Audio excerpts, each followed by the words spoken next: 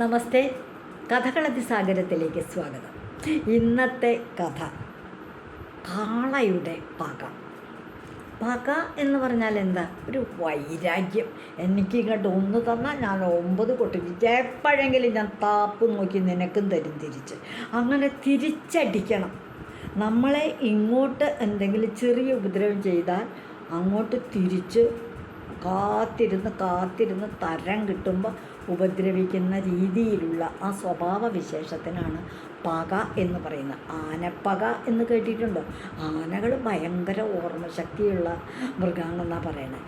ഏതെങ്കിലും വിധത്തിലുള്ള ഉപദ്രവം തങ്ങൾക്ക് ഏൽപ്പിച്ചിട്ടുണ്ടെങ്കിൽ, വേദനിപ്പിച്ചിട്ടുണ്ടെങ്കിൽ എപ്പോഴെങ്കിലും തരം കിട്ടിയ പകരം വീട്ടും. പല ആനകളും പാപ്പാന്മാരെ കൊന്നതായിട്ടുള്ള കഥകൾ നമുക്ക് കേട്ടിട്ടുണ്ട്. അതിൻ്റെ ഒരു കാരണം ഈ പാപ്പാന്മാർ സൗകര്യം കിട്ടുമ്പോൾ ആനകളെ ഉപദ്രവിക്കും.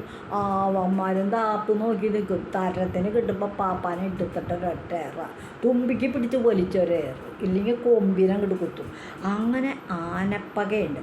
അതുപോലെ തന്നെ കേട്ടോ, സഹായം ചെയ്തിട്ടുള്ളവരെ ആന മറക്കില്ല, ഒരിക്കലും മറക്കില്ല.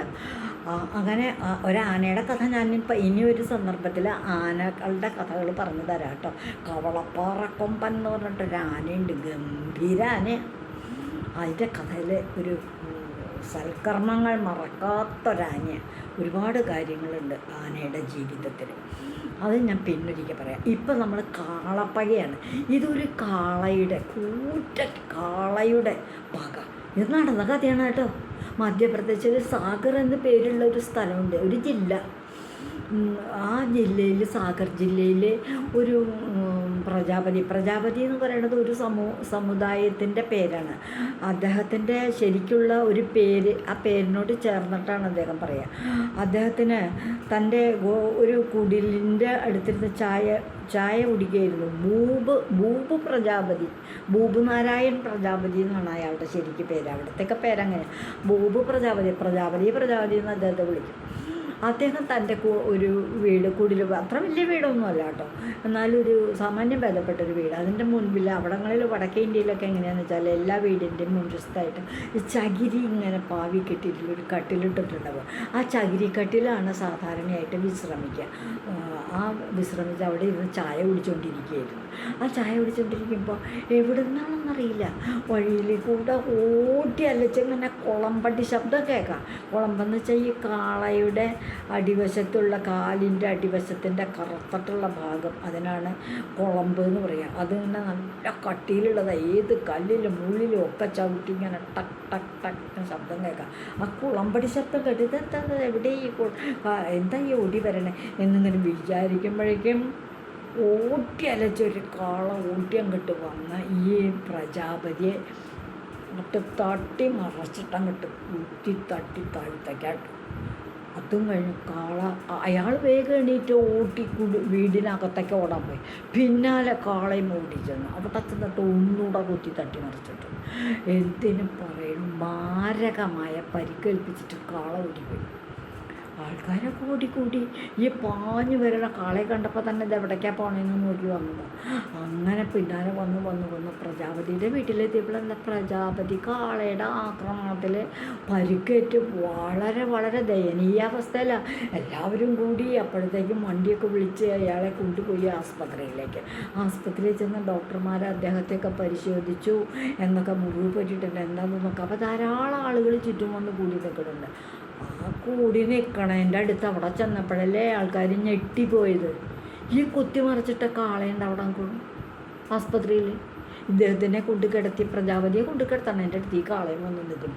ആൾക്കാരൊക്കെ പിടിച്ചു, ഈ കാളയല്ലേ ഇയാളെ കുത്തിയത് എന്ന് വിചാരിച്ചൊക്കെ മാറി നിന്നു. ഒരു ഉപദ്രവവും ഇല്ലാതെ കണ്ട് വളരെ ശാന്തനായിട്ട്, പ്രജാപതിയെ വേണമെങ്കിൽ അപ്പോൾ കൊല്ലായിരുന്നു, പക്ഷെ ഒന്നും ചെയ്യാണ്ട് വളരെ ശാന്തനായിട്ട് പ്രജാപതിയുടെ അടുത്ത് ഇങ്ങനെ നിൽക്കണമായിരുന്നു. ഇതെന്തൊരു മറിമായം, ദേവൈക്കാവും എന്നിങ്ങനെ വിചാരിച്ചു. അങ്ങനെ ഇരിക്കെ എന്തിനു പറയും, പ്രജാപതി അങ്ങനെ 2-3 ദിവസം കിടന്ന് പ്രജാപതി മരിച്ചു പോവുകയും ചെയ്തു കേട്ടോ. പക്ഷെ അതിന് മുൻപുണ്ടായ ഒരു സംഭവം അപ്പോൾ ആൾക്കാർ തമ്മിൽ പറഞ്ഞു. ഈ പ്രജാപതി ഒരു ദിവസം വഴി നടന്നു പോകുമ്പോൾ ഇങ്ങനെ വഴിയരികിലുള്ള പുല്ല് മേഞ്ഞ് നിൽക്കുകയായിരുന്നു ഈ കാള. പുല്ല് മേഞ്ഞ് നിന്ന് കണ്ടപ്പോൾ ആ പുല്ലിൻ്റെ അപ്പുറം കൊണ്ട്, വേലിയുടെ അപ്പുറം കൊണ്ട് ഒരു കൃഷിക്കാരൻ്റെ സ്ഥലത്തെ വളർത്തുന്ന നെൽകൃഷി ചെയ്തിരുന്ന ആ നെൽച്ചെടികൾ നിൽക്കുന്നുണ്ട്. ഈ കാള ആ നെൽച്ചെടിയും തിന്നാനായിട്ട് തുടങ്ങിയപ്പോൾ ഇയാൾ നടന്ന് പോകാണ്ടപ്പം വേലിയൊക്കെ തട്ടി മാറ്റിയിട്ടിട്ട് ഈ കാള അയാൾ കൃഷി ചെയ്തേക്കണം നെല്ല് തിന്നണോ എന്ന് കരുതിയിട്ട് ഒരു കോലെടുത്തിട്ട് രണ്ടടി അടിച്ചു. അടിച്ച വഴിക്ക് കാളം വിട്ട് തിരിഞ്ഞു, ഇയാളെ ഒന്ന് ഉരുട്ടി താഴ്ത്തിട്ടു. പക്ഷെ അയാൾ മരിച്ചൊന്നുമില്ല, മാരകമായ പരിക്കൊന്നും പറ്റിയിട്ടില്ല.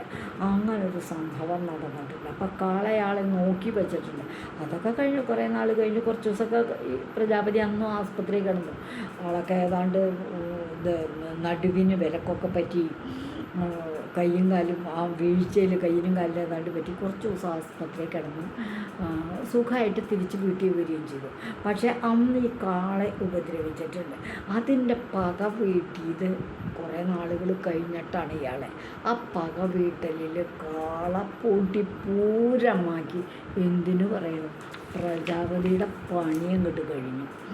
ഈ കാളപ്പക അങ്ങനെ മനസ്സിൽ സൂക്ഷിച്ച് പ്രജാപതിയെ ആക്രമിച്ചത് ആണോ ഈ കാള എന്നുള്ള കാര്യം ഒരു സംശയം തന്നെയാണ്. വേറെ ആരെയും കാള ഉപദ്രവിച്ചൊന്നുമില്ല. എത്രയോ ആൾക്കാരുണ്ട് അങ്ങനെ ഒരു കാടൻ കാളയായിരുന്നെങ്കിൽ മറ്റുള്ളവരെ ഉപദ്രവിക്കാൻ പറ്റും. ഇതൊന്നും ചെയ്തില്ല. ഇതൊക്കെ കഴിഞ്ഞ് ഈ പ്രജാപതി മരിച്ചു കഴിഞ്ഞിട്ടുണ്ടായ സംഭവം ശ്മശാനത്തിലേക്ക് ഇയാളുടെ ശവസംസ്കാരത്തിന് എല്ലാവരും കൂടി ഇയാളുടെ ശവശരീരം എടുത്തുകൊണ്ട് പോയി. അവിടെ ചെന്നിട്ട് ശ്മശാനത്തിലെത്തി ശവസംസ്കാര ചടങ്ങിൽ ഈ കാള ശാന്തനായിട്ട് അവിടെ അവിടെ അടുത്ത് മാറി നിൽക്കുന്നുണ്ടായിരുന്നു. അപ്പോൾ എന്താ നമ്മൾ മനസ്സിലാക്കേണ്ടത്, കാളയുടെ പക എന്ന് പറഞ്ഞ് അതിനെ ഉപദ്രവിച്ച പ്രജാപതിയെ ഓട്ടിച്ചിട്ട് പിടിച്ച് ഉറക്കെ നടന്ന് കാത്തു വച്ച് പകരം വീട്ടി അയാളെ അങ്ങേ ലോകത്തേക്ക് പറഞ്ഞയച്ചു. അതാണ് കാളയുടെ പക. ഇതാണ് ഇന്നത്തെ കഥ, കാളയുടെ പക.